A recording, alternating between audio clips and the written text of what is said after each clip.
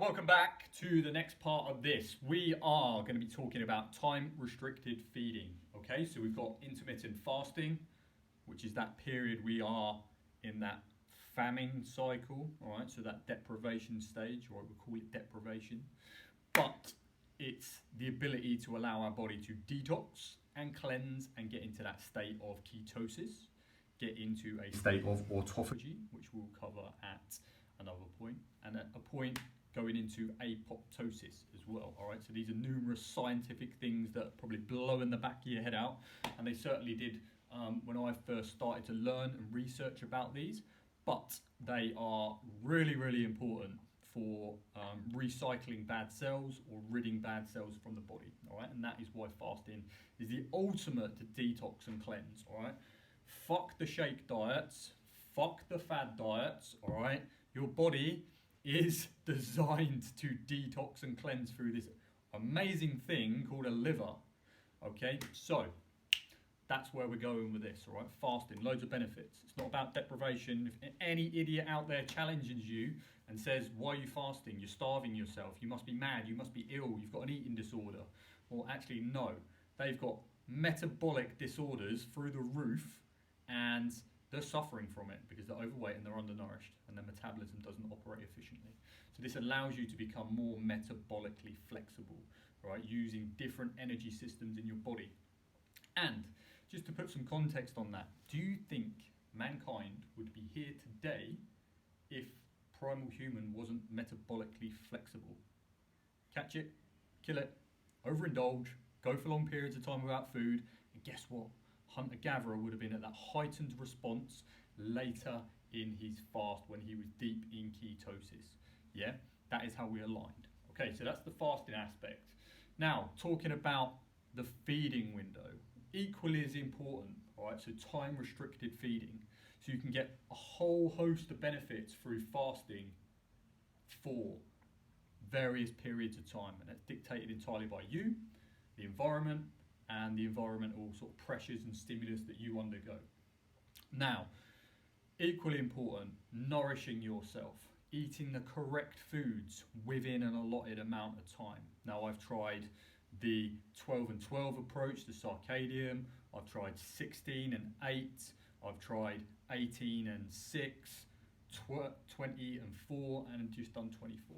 All right? But yet again, I stay intuitive. I see how my body feels. And then I've gone beyond 24 hours as well. All right? But the feeding window is equally important. You nourish yourself, and depending on who you are, male or female, age, activity levels will dictate how much fuel you need in your eating window. Okay, so if you're someone that's highly active, then maybe we want to spread those meals out a little bit more. But you can also be highly active and reduce the amount of meals, just digest and absorb more of that by eating more slowly. And as a typical example, when I was doing 24-hour fasts daily, I would eat for about an hour to an hour and a half. Yeah, so I'd spend a lot of time consuming, chewing my food, really taking my time to digest it. Okay, and I got great results from that. I stripped body fat, packed on muscle mass, my athletic performance was through the roof. And that is another aspect, all right? Endurance, all right? You physically feel you have more endurance the more compressed the eating window is, all right? Even from eating from a 12 by 12 approach, there's studies on this that suggest that a 12 and 12 approach is great for endurance, or a 14 and a 10 is great for endurance. Now, there'll be a threshold and it'll be different for everyone else. But just remember, that eating period is all about digestion and absorption, all right? So you want to get yourself into a state where your body is prepared to absorb that food. And then also the type of food you're eating. I know a lot of people that apply intermittent fasting, but they still take this typical high sugar, grain approach, which is keeping them dependent on those type of bad foods. So you could do a 20-hour fast and absolutely suffer the process, and then you could eat grains and high sugar options and completely unwind all the benefits of the fast. So anytime you look at food, look at nutrient density, all right? and tinker about with it. And this is something we'll work on. And please feel free to raise questions, ping me a message on any of this sort of stuff here, because this is what this is about. It's about experimenting and finding what works for you. All our goals are slightly different. Our age is slightly different, and metabolism is slightly different.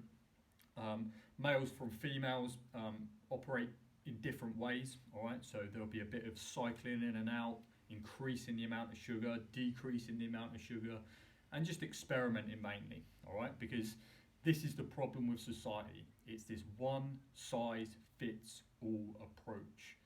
Females are recommended to consume 2,000 calories, when most women on a day-to-day basis do not even burn 1,500 calories. And that's the most active women in today's world.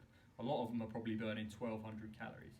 So by this calories in, calories out equation, they're actually consuming anywhere between sort of 500 and 800 additional calories in energy each and every day. Guess where that's going? It's going to get stored as body fat, because they don't know how to metabolize it and they're not burning that energy off.